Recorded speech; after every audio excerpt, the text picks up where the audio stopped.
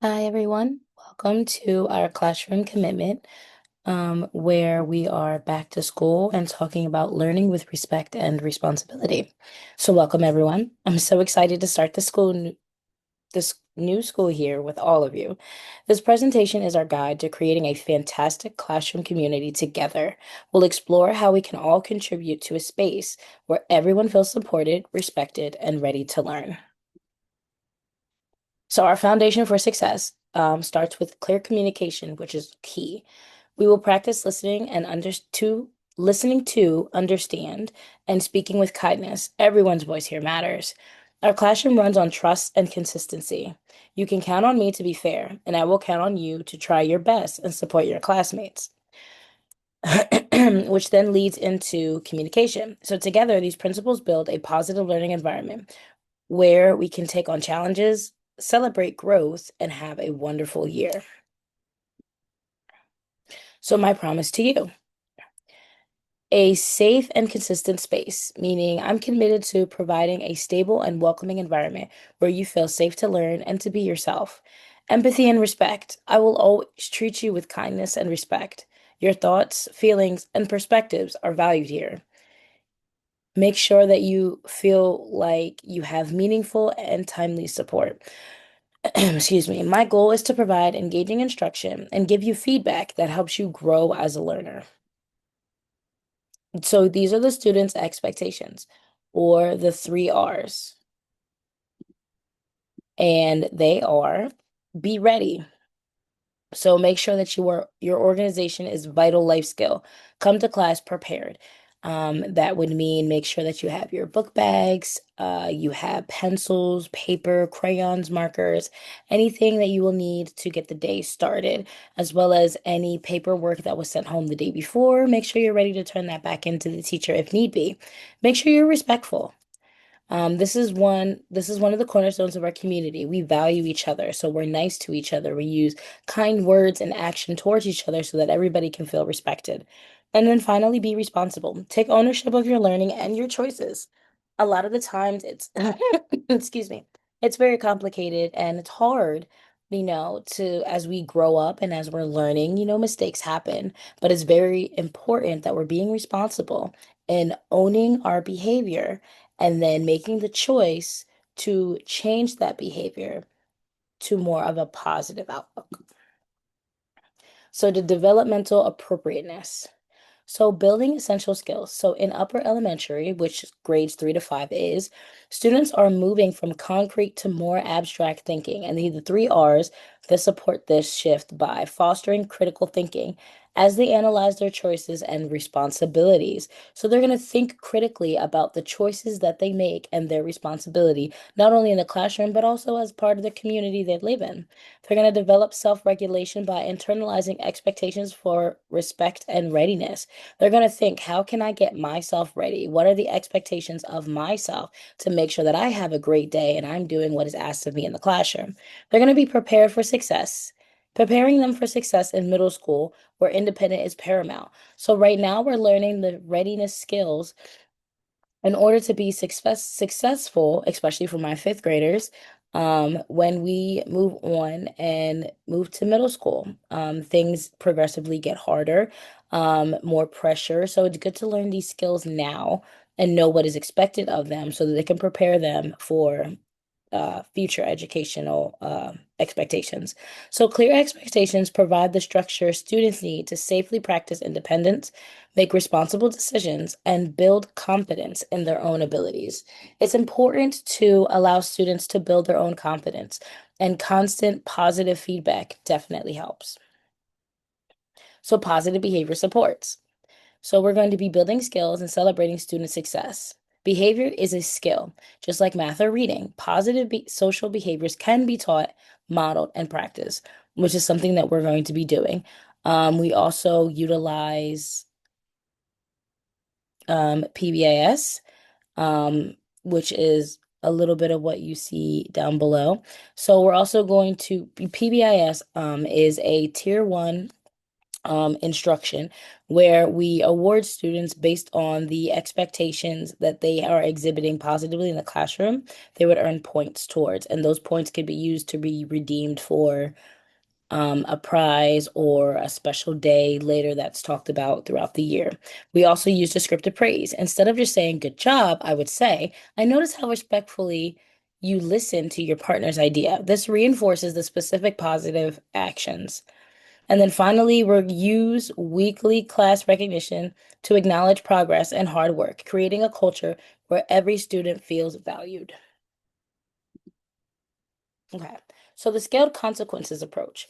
Now, of course, not every day is going to be perfect, and we're going to have students who have some struggling behaviors from time to time. So, this is the approach that I would like to take in the classroom in order to redirect some of those behaviors. So, non emotional, predictable responses to behavior challenges. So, start with the verbal cue, non-verbal cue. So, it'll be like a simple discrete gesture or signal to redirect the behavior without disrupting the classroom. I could look at a student and just point to my mouth, letting them know that they're being a little too loud. I could put my finger up to my mouth and one hand up to signal that I need everyone's attention to be quiet. So those are some nonverbal cues that I could use in the classroom. Then next step is the private reteach. So a quiet one-on-one conversation to review expectations and support of the students. So this is where if the verbal cues is not really getting the redirection that is expected of the classroom, I would then just have a small conversation with the student on the side, asking, is there anything I could do? What's going on? And why the behaviors, are the expectations are not being met? Is there something that I can do to help them meet their expectations? And then finally, the last step would be formal consequence. So a predetermined, logical, confident consequence that is restorative but not punitive. Something like a parent-teacher conference or something of that nature to help us get a clear understanding of what is going on in the classroom and how to better assist the student so that they're able to focus and stay on task. And also creating a safe space for learning and making mistakes. The classroom is just one of those places where we're all going to learn, right? And we're all going to make mistakes.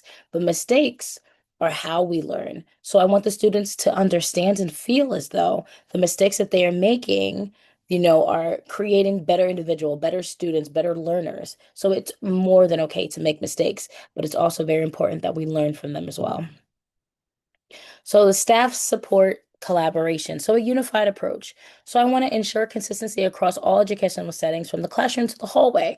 Um, so not only myself, but also the other adults in the room, the paraprofessionals, things of that nature.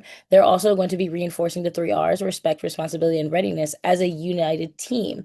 So I am a reflection of them. They are a reflection of me. So we're going to be one cohesive unit in order to help students feel valued, safe, and respected, feel responsible and ready to learn and be great leaders of the future. And then also create a predictable environment where students feel secure and know what to expect. It's really important, especially for special ed students, special education students, I'm sorry, to have a predictable environment, to know their schedule down to the minute. So they could look at the clock or know that if they're in reading, they know right after comes gym, or if we're going to the bathroom at a certain time, when we come back, it's time for math. And having the students understand and know and be able to predict what comes next makes them feel secure and they know what to expect. So they know how to carry themselves positively, behavior wise, and academically through the rest of the day. So, building our partnerships. So, I want to have an open communication. I invite you to reach out with any questions or thoughts. An open dialogue between us is the key to our student success. So, as long as we are communicating between us two, whether that be phone call, parent teacher conferences, emails, text messages, we also use Class Dojo. We could also use Power School, things of that nature, in order to create an open communication about how the students are doing and the progress that they're making, and any concerns either you or I may have along this learning journey. So reinforce at home. So you can support our classroom environment by discussing our core values of respect, responsibility, and readiness with your student at home. So you can talk about some of the things that we talk about in the classroom and then expand upon that of how they can show respect, responsibility, and show readiness while I'm there at home. Reminding them that, you are to be respect, they are to respect you as their adults, and their parents, just as they're supposed to respect us as the adults and the leaders of the classroom. Responsibilities are responsibilities to come to school, to be focused and be ready to learn, and put their best foot forward, just like at home. Their responsibilities may be, take out the trash, wash dishes, make sure the room is clean. It's a um, revolving set of skills that they can not only apply just in the classroom, but also at home as well. And then readiness, make sure that you're always ready. Um, I know the saying is be prepared so you don't have to get prepared in a sense. So if the students are already in that mindset of they know what's going on, they know what's going to happen, they know what to expect, they will always be ready to set the best expectations possible. And then a detailed handout of all classroom expectations and procedures is available on our class website for you to review together as a family, as well as there will be some things going home for you to have a physical copy as well. So I want to thank you so much for being here, being a part of this, and starting off a new school year with collaboration, open communication, and I look forward to discussing more with you as the year continues.